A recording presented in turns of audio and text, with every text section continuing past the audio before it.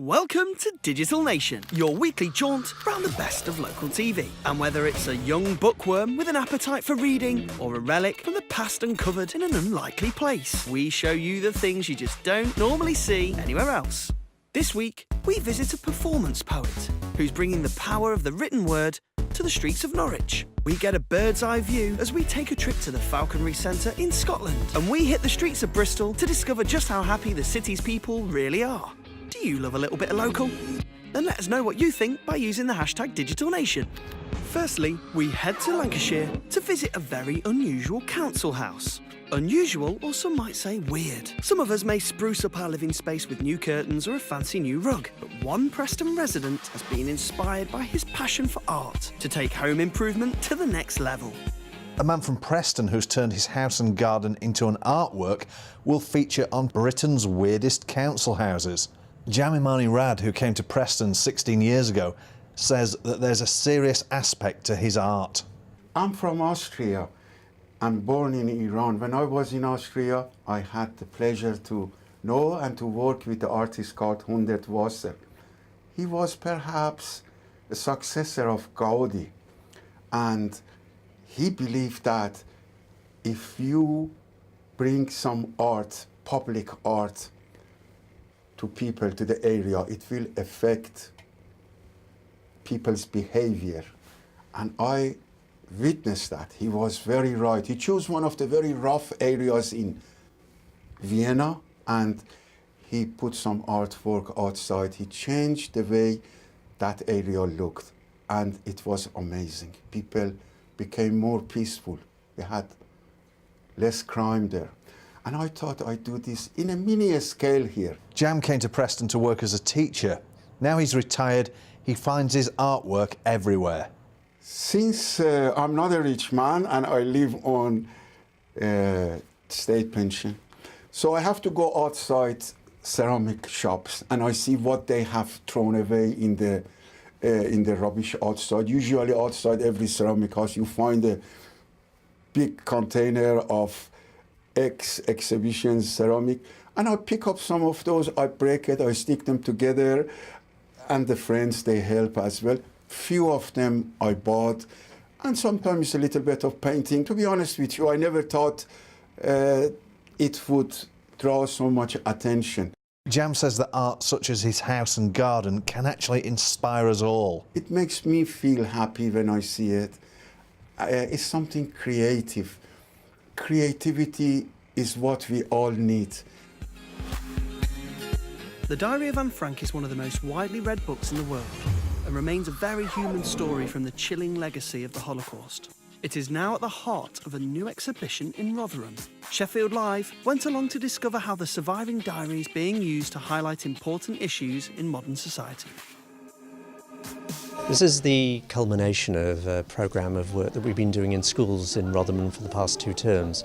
It's our Anne Frank and You exhibition, it's a community exhibition, and we've got our young Anne Frank ambassadors guiding people around the exhibition about Anne Frank's diary, but also about more recent incidents of racism and hate crime.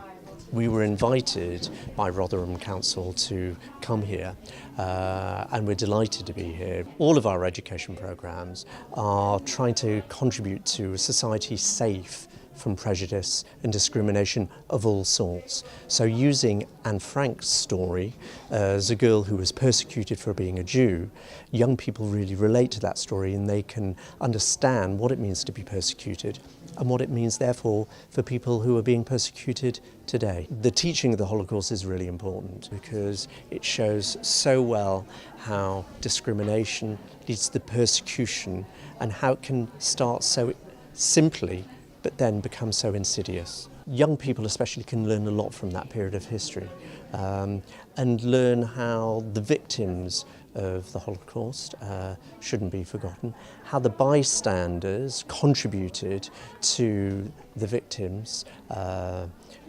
and also how young people can not just stand by but be active in addressing issues of persecution today.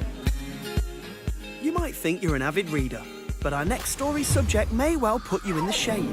With an average of 3 books a day, this incredible young bookworm is setting a new standard with her love of reading. That's Manchester went along to meet Faith Jackson to see what it is about the written word that has her hooked. Faith Jackson's just 11 years old, but she's already read more than 2,000 books in the last 3 years. When I really started liking books was probably when I was about 8, and that was because my mum read to me a lot and I just decided that I wanted to start reading books.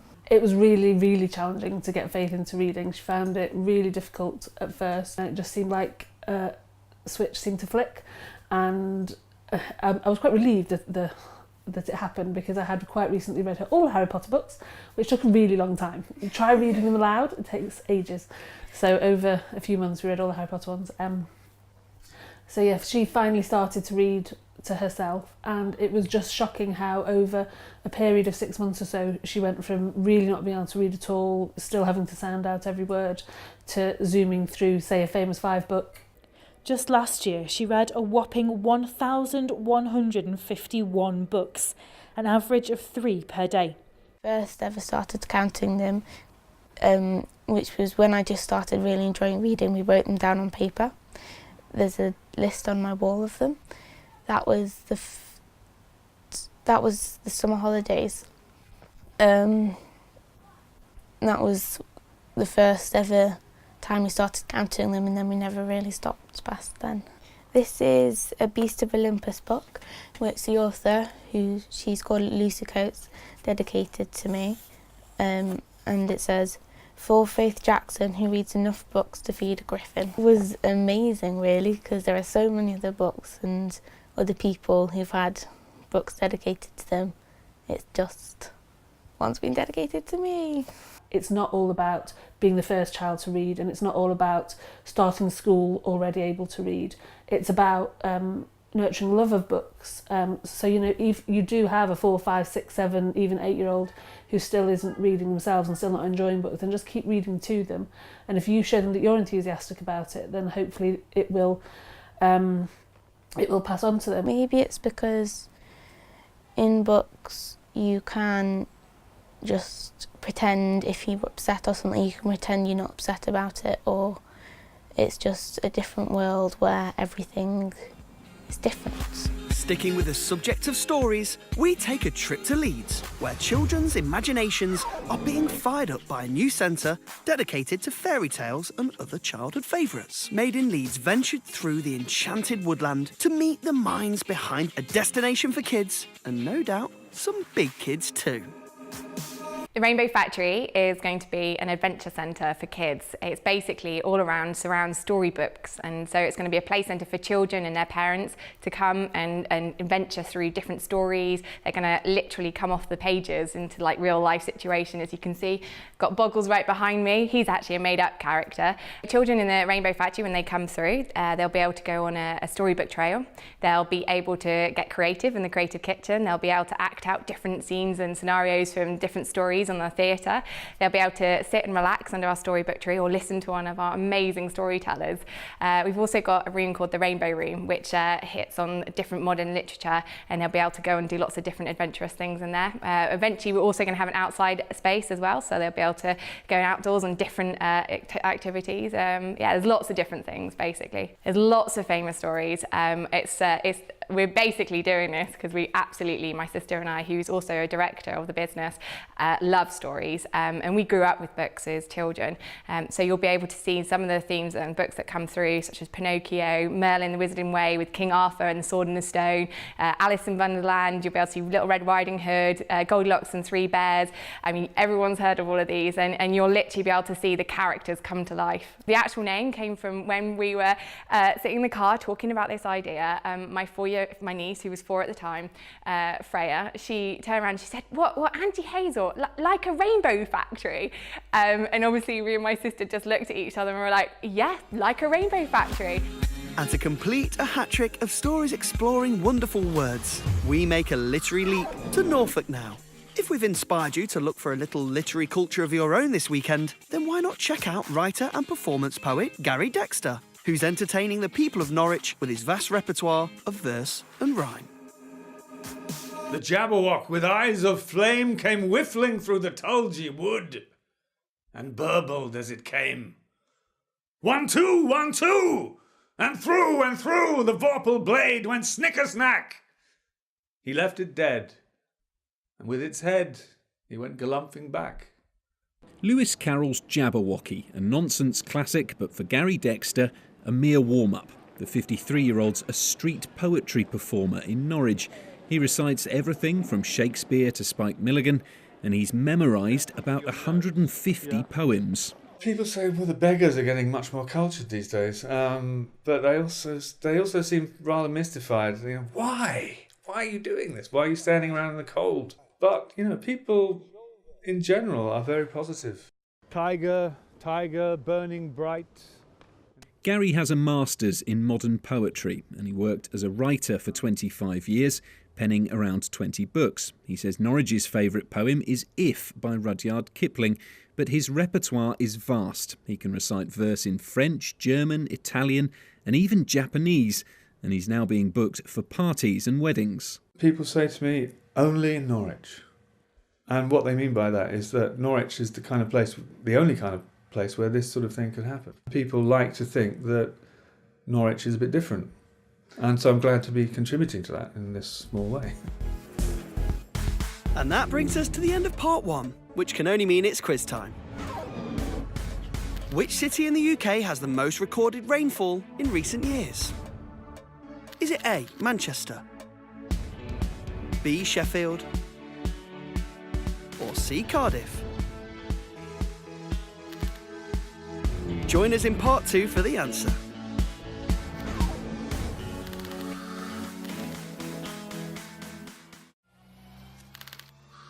Welcome back to Digital Nation.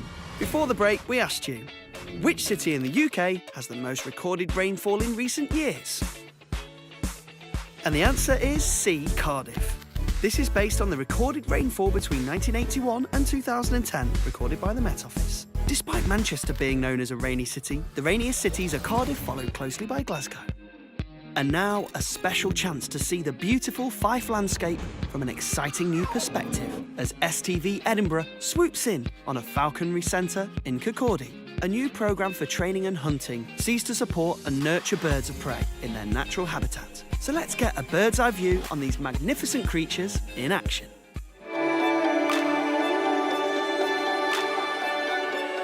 Mara's a white-tailed sea eagle.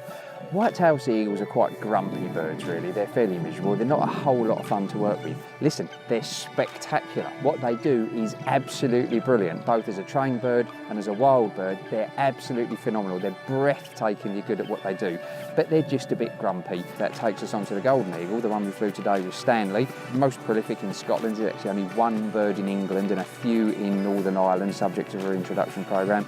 But they are probably the apex predator, the #1 hunting bird or hunting eagle, certainly that's used in falconry. Tremendously powerful, tremendously capable of dealing with every kind of weather that the Scottish countryside can throw at it. Obviously evolved side by side with the quarry base that live here, so it's a tremendous predator. By focusing what we do with the golden eagles, particularly into the winter, when we've got a season that's open, that's legitimate, we can allow the bird to express itself, do what millions of years of evolution have built it and shaped it to do. So it both satisfies its mind and its ability. An eagle that's only working at 95% isn't going to make a living. To be successful, it's got to work at 100%. It doesn't need to work at 100% to take a piece of food off your gloved hand. So if we want to see that absolute explosive power, see the bird absolutely at the pinnacle of its ability, you really have got to give it the opportunity to hunt. You might expect to see a message in a bottle washing up on the shore, but you don't normally expect to see one emerge as part of a city centre building restoration. This is exactly what happened in Southampton, where a 1930s missive encased in glass was discovered cemented into the stonework of the city's civic centre. It's not every day that builders stumble across time capsules from the past, but that's exactly what happened to masons working overnight, repairing parts of the stonework on Southampton's Guildhall. They were left amazed when they found a real-life message in a bottle from over 80 years ago. When I came into work to start shift at 8 in the morning, the guys were all jumping around with excitement, and they had this message. They actually said to me it was the most interesting find they've ever found. The message was discovered cemented into the building's wall. Had workers not been fixing cracked stonework at that particular place, it could have remained encased in concrete forever. Basically, when I come in in the morning, the guy's been working on a night shift. The reason we've been working at night with all this lighting is because the noise created in breaking out the stonework. Anyway, they uncovered the stonework in this section here. As it was being removed, they found a glass bottle with a message. The message names 3 men who were thought to have been stonemasons involved in building the Guildhall back in the 1930s. It was written on the back of a cigarette wrapper and is dated 1935. It also makes reference to Mussolini, the then leader of Italy, who was threatening war in Abyssinia. Well, it's exciting because although a lot of work's been done on the Civic Centre over the years, it's the first time, as far as I know, we found anything in the fabric. And it comes from the time when they were building the Guildhall block of the Civic Centre. They start building in March 1934, completed in 1937, and this date on it is September 1935. So it looks completely authentic to have been resting there for, over 70-odd years. The builders had wanted to put the message back into the wall where they found it, but historians have decided to keep it in the city's archive, and it could go on display to the public in future exhibitions. What makes us truly happy? It's a big question, and one that made TV ask the good people of Bristol, which has recently landed a spot in a poll of the top 10 happiest cities in the country. Roving reporter Kieran Ben hit the streets to see what makes the locals tick, and why Bristolians are definitely buzzing. Bristol is the 10th happiest working city in the UK. But wait, only 10th? Why did we not make the top spot? I'm working today and I'm delighted to be here. So, my job is to prove that Bristol is the happiest working city. On a scale of 1 to 10, how happy are you right now? You know, it's a pretty solid 9. Solid 9? Probably say 10. 10? Yeah. Right, good. You love working here that much? Yeah, I love it. Give it an 8. About 7 or 8. 7, 8. 9. 8. 7. 7, that's a good number. Yeah. It's up there. I would say I'm a strong 9. I'm saying a strong 9 out there, yeah. That's good, that's pretty happy. Yeah, but why not? Bristol's pretty live, weather's good, people are nice. What's not to like? 10. 10? Yeah. That good? You love your job that much? Yeah, I love my job, it's great. Sick. What makes you happy at your job? Just making other people happy. Like, it's an entertainment industry, so you're entertaining a massive room of people every week, and working through the week, I just know that on the weekend everyone's going to be coming to our night. So I'm going to say, I'm not going to go 10, I'm going to go 9. 9? Yeah. But it could push to 10? Yeah, I think so. Can you give me your happiest face? Something like that? That was pretty good. That was pretty happy. Now let's raise a toast to the country's creativity in Creative Kingdom. Ever since humanity invented bread, the race was on to create the next earth-shattering innovation, toast. But the earliest attempts to turn bready white into golden brown were right faff. So who do we have to thank for the world's first toaster? A scientist from Edinburgh called Alan McMasters. Like everyone else in the world, Al was convinced that the development of electricity would finally deliver on the promise of quick and easy toastiness, but got his fingers burned when he experimented with light bulbs and iron wiring. Then one day, he realized that a new high-resistance wire could heat up at just the right temperature. And in 1893, he designed the world's first electric toaster. Sadly, it was another 26 years before somebody else invented a pop-up version. Never mind. Proof once again that when it comes to creativity, innovation, and using your loaf in Edinburgh Mint. Let's head to Liverpool, where Bay TV caught up with Nisha Katonah, a former barrister and celebrated foodie who runs her own restaurant. As a successful businesswoman, Nisha shares the recipe of her success, that by balancing work and home life, anyone can turn their dreams into a reality. Mowgli was honestly, and I was just trying to write my biog today, and the words that I just kept coming back to, it was a kind of a nagging obsession. And it was not something that came from within me, it's a strange thing, but it was something that I felt I had to do, otherwise I wouldn't be meeting my full potential in life. It was I didn't want to give up the bar. I loved that. I didn't want to open a restaurant because all you hear is about how horrific it is. So why on earth would that be anybody's dream? But it came to the point where I thought, if I don't do this, I am seriously missing something. It's really interesting coming into business as a woman. When I came to the bar, I was one of about 5 female baristas. I was the only Asian barrister, the first Asian barrister in Liverpool, Manchester even. And I, coming into business, have found the same proportion again. Bar changed, the majority of entrants are now women. You come to business functions and the vast majority, you are basically one of a handful of women. And I think people expect you to be going around with a vol au vents.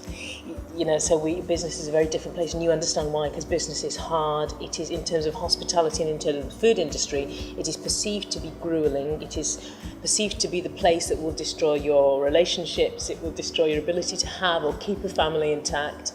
And it doesn't have to be that way. It comes at a cost to not be that way, but it does not have to be that way. Because within the 4 corners of being a mother, there is space for you to be a role model and show them that you can't. There is actually no limit to it. If you have a dream to do something and there is a market for that dream, those 2 things must work in tandem, then you should do it. And we end the show with a bit of equine experimentation. Can horses recognise faces or judge your mood by your facial expressions? How about other animals like dogs or even goats? Well, to find out, we pay a visit to Estuary TV in Grimsby to try a bit of pet psychology. Estuary's Emma Lingard turns horse whisperer to investigate. The University of Sussex recently carried out a scientific experiment on horses to see how they reacted to images of people with differing emotions. Now, horses responded negatively to pictures of people with angry expressions. So we thought, hey, let's put it to the test.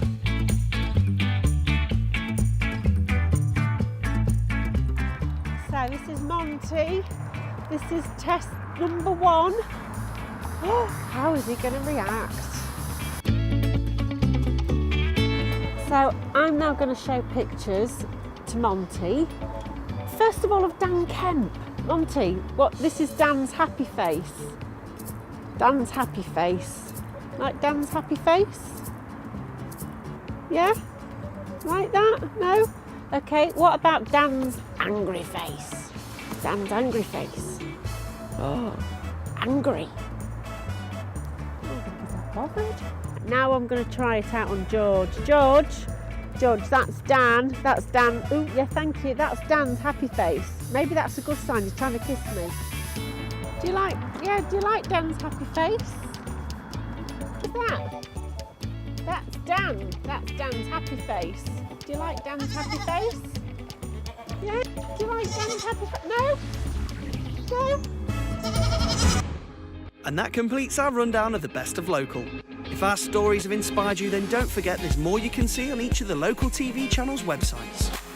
Or why not catch up on previous episodes of the show by visiting bbc.co.uk/Digital Nation. So until next week, goodbye.